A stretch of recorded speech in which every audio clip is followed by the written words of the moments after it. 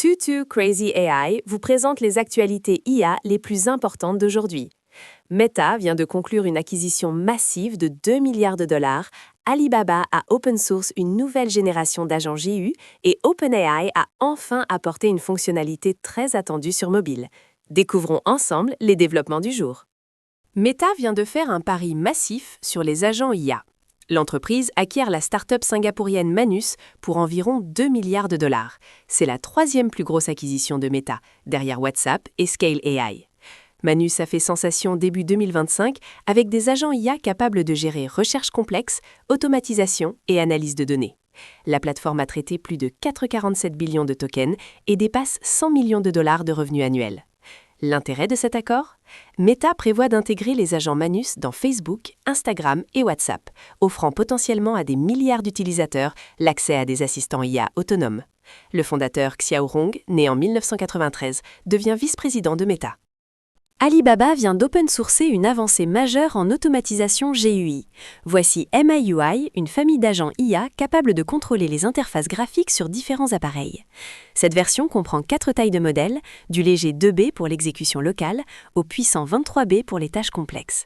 Les performances sur les benchmarks sont impressionnantes.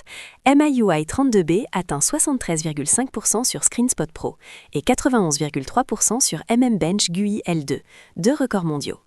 L'astuce réside dans l'architecture appareil cloud.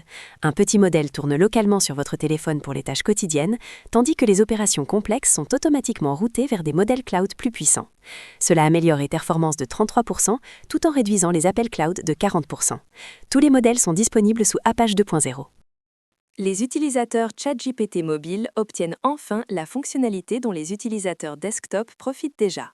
OpenAI déploie un sélecteur de temps de réflexion vous permettant de contrôler la profondeur d'analyse de l'IA. Vous avez maintenant deux options. La réflexion standard est plus rapide et utilise moins de ressources, idéale pour les requêtes rapides.